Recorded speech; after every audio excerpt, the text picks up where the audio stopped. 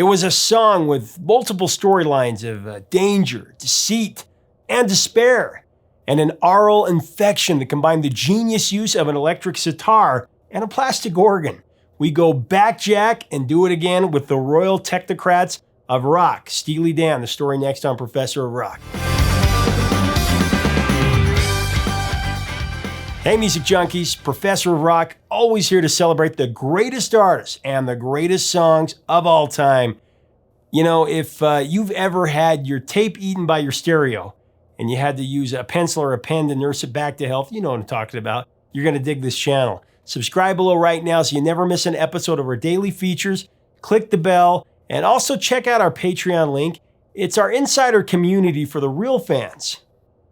Walter Becker and Donald Fagen met while attending Bard College in New York in 1967. They became fast friends, cemented by their mutual love of jazz. Fagen and Becker began gigging on the local band scene with several groups, including an outfit named Leather Canary that featured future star actor comedian Chevy Chase on drums, actually. The Buddies moved to Brooklyn in 1969 to get the attention of the record community, starting with peddling their wares at the Brill Building. They were hired to compose music for the soundtrack of a very low-budget film. It was called You've Gotta Walk It Like You Talk It, or You'll Lose That Beat. That starred Richard Pryor. Jay and the Americans hired Becker to play guitar and Fagan to play keyboards in their own touring band in the 70s. During their stint with Jay and the Americans, where they played and toured for peanuts, really. The duo saw an advertisement in the personal section of the Village Voice that read, "Looking for keyboardist and bassist, must have jazz chops. A-holds need not apply." The ad was placed by Denny Dias, who was a struggling musician working out of his home basement in Hicksville, New York, which was also Billy Joel's hometown, coincidentally. Donald and Walter responded to the advertisement, hooked up with Dias, and immediately they began to play their own material. The tipping point, though, for Becker and Fagan, and Dias for that matter, was connecting with ABC Records staff producer Gary Katz. Katz was intrigued by what he heard, particularly from Becker and Fagan, and initially offered them a job to be staff writers for the label. The material that Becker and Fagan composed was too complicated for the artists signed to ABC Records at the time, so Katz encouraged the duo to move to Los Angeles and recruit musicians for a whole new band, a vehicle for their music. The trek to the West Coast, led to the formation of Steely Dan, named after an erotic device from William S. Burroughs' 1959 novel Naked Lunch. It was an inauspicious start for Steely Dan, as the group's first single, a country-tinged pop ditty titled Dallas, Dallas, I can't stay, should have been in the palace, with drummer Jim Hodder providing lead vocals. In fact, it was sold so poorly, the label didn't even keep an official count of it. Now, despite the disappointing returns or the results for the first offering, Gary Katz and ABC still believed in Steely Dan, so they stuck with the group to make their debut album. Becker and Fagan began writing for their first record, hiring coveted musicians, session musicians, and surrounding themselves with a core unit of outstanding players that included the likes of Jeff Skunk Baxter on guitars and other contributions, Denny Dias on guitar and electric sitar, Jim Hodder on drums, and vocalist David Palmer, who was enlisted primarily because Donald Fagan was actually petrified to sing in front of a live audience. Before the recording sessions for the album, Steely Dan rehearsed for several months in an unfinished office wing, attempting to, get in the pocket, as rhythm and blues musicians used to say. Becker and Fagan decided to name their debut LP, Can't Buy a Thrill, a phrase directly lifted from the Bob Dylan song, It Takes a Lot to Laugh, a Train to Cry. Can't buy a thrill. The lead single from Can't Buy a Thrill was an absorbing track with loose, warlike Latin rock rhythms, sophisticated solos, and cryptic lyrics. It was called Do It Again. Now, as we go into the story behind this classic song, I do want to thank our sponsor, Zenni Eyewear, the glasses I use to see everything. One of the best features of Zenni Optical is that you never have to worry again about foggy lenses or glare. They have Zenny's advanced 2-in-1 anti-fog and anti-reflective coating, if you have that. I actually have it on all my frames. You can go check that out at zenny.com.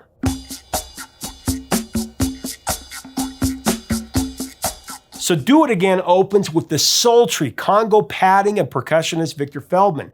Now, Steely Dan already had an excellent conga player in their band with Skunk Baxter, but as leaders of the group, Becker and Fagen had the autonomy to bring in whomever they wanted to play on their studio recordings. So they did. Walter and Donald were just enamored with Feldman because he actually worked with one of their heroes, Miles Davis, on his 7 Steps to Heaven album. Feldman's trance-like groove is joined by Fagen's mysterious yet jazzy keyboard stylings, followed by Becker's bass undertones.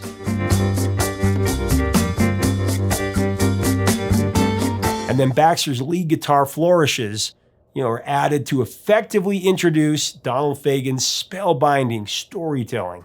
In the morning, you go gunning for the man who stole your water, and you fire till he is done in, but they catch you at the border. And you fire till he is done in, but they catch. And the mourners are all singing as they drag you by your feet.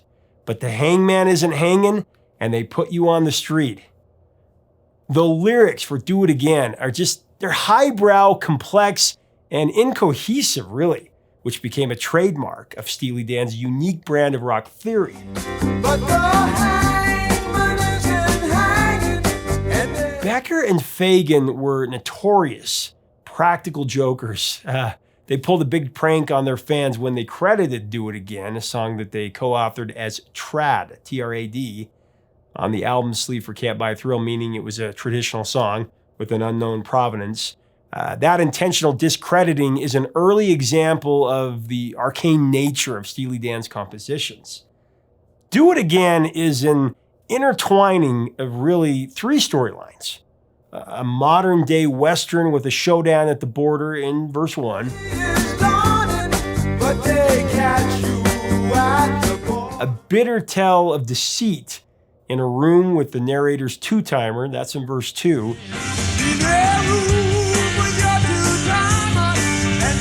And the desperation of a gambling addict who finds himself back in Vegas with a handle in his hand, that's in verse 3.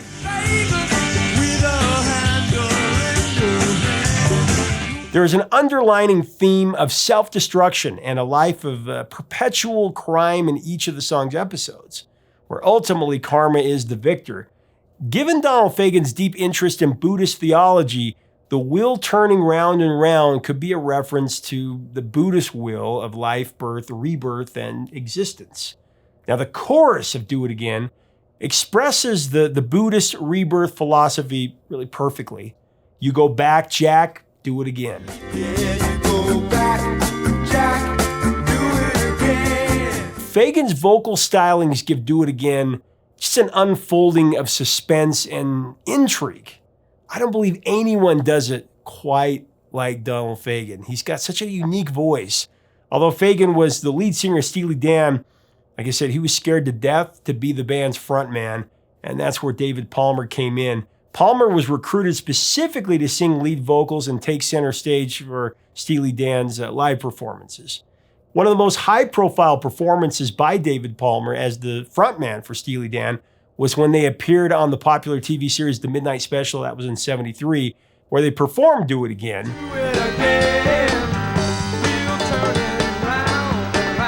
The performance, was solid in that Palmer sang well, but anybody watching and listening to the broadcast had to be perplexed as to why his vocal on Do It Again sounded nothing like the haunting distinction of the great Donald Fagen's voice that was heard on the recorded version.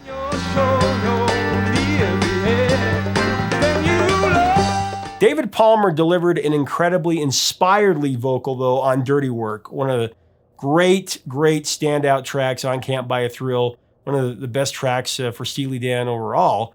I love that song. It's one of those songs that definitely hits home for a lot of people who have been through a similar experience. I'm a fool to do your dirty work, oh yeah. David Palmer also sang lead on Brooklyn O's The Charmer Under Me, another great cut from Can't Buy a Thrill. and he doubled with Fagan on the chorus of their stellar second single from the record, Reelin' in the Years, one of the all-time rock classics that we'll definitely cover down the road. Are you reeling in the years?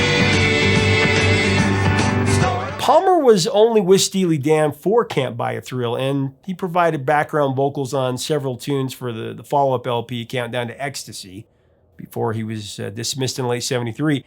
Donald Fagen reluctantly agreed to take over the frontman position for the future, but he has been deferential, even insisting that Michael McDonald, who did a ton of session work with Steely Dan in the '70s, should be the group's lead singer.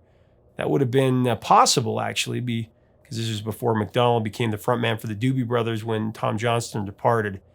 You might recall McDonald, or as I call him, McD, his soothing and masterful background vocals on Steely Dan's classic Peg, one of my favorites, probably my favorite song ever by them.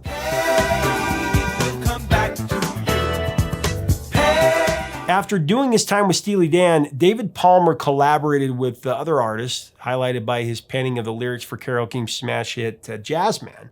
That went to number 2 on the Billboard Hot 100 in 1974.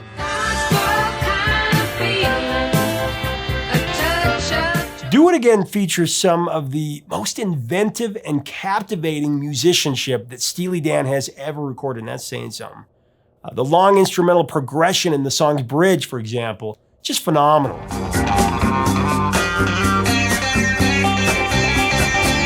Let's first pay tribute, though, to Denny Dias's amazing electric sitar solo in the bridge of Do It Again.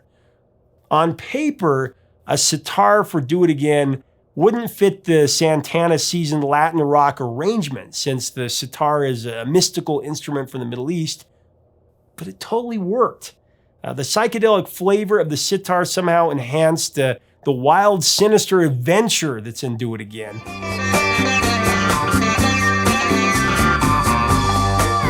I would have liked to have seen the look, actually, on Denny Dias's face when Becker and Fagan told him that they wanted him to play a sitar solo for the bridge.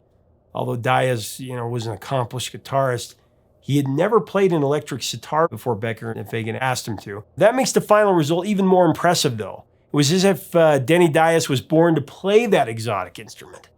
Dias's inspired mastering of the sitar had just a raw experimental quality to it, but it was played with conviction and with purpose. It proved to be a powerful hallmark that made Do It Again a very compelling piece of rock music noir. The sitar was also famously used for spiritual accent by the Beatles on Norwegian Wood,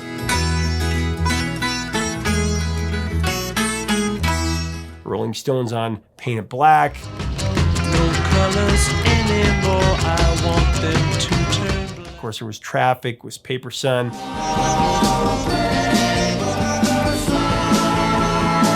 Three of the greatest tracks of that era. Next, let's hail Donald Fagen's keyboard solo in the second part of the bridge, played on a plastic combo organ. Combo organs were designed to provide a portable alternative to the heavy console organs. Back then, they were typically encased in plastic cases and supported on lightweight aluminum.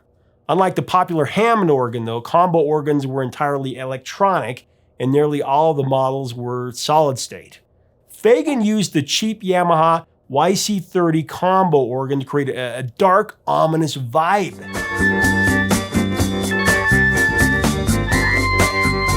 That particular organ model is capable of producing a variety of sounds, including what's referred to as a partimento effect.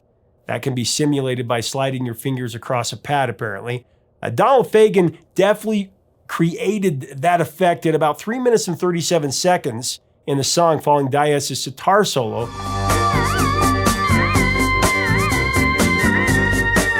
The plastic combo organ is the type of instrument that would taunt its way into greater acclaim later in the 70s, utilized most famously or notably by Elvis Costello and the Attractions, among others.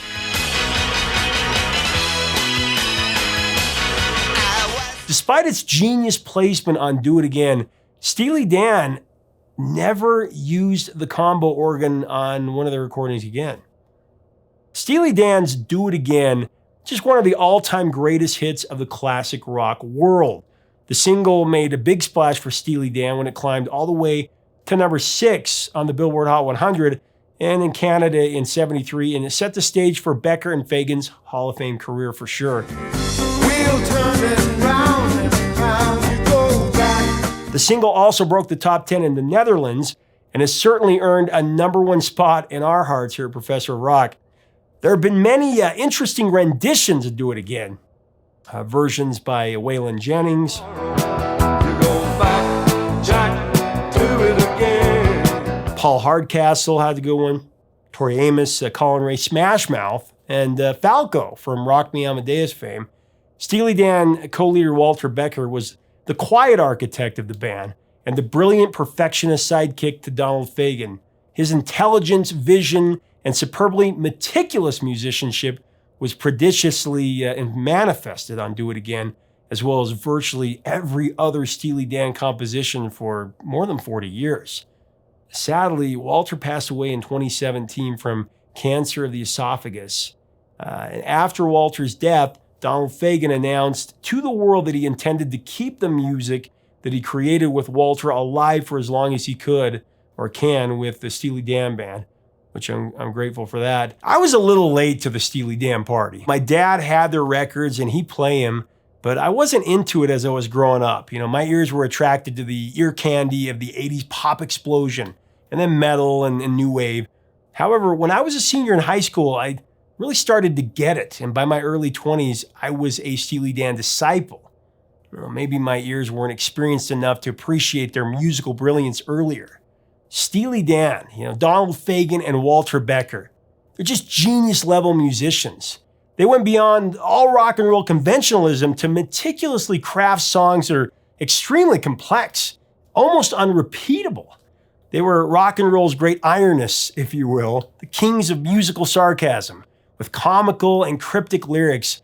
Their sound was so sophisticated and refined, yet completely accessible, with melodic hooks, spacious harmonies, and really unique time signatures. I'm convinced listening to Steely Dan makes you smarter. Hey, 19, now we can dance. Lyrically, they are in the highest echelons of pop music, and their catalog has only gotten richer over time. So we salute Donald Fagen and Walter Becker, the sarcastic duo of jazz rock, and there will be more to come about this amazing band.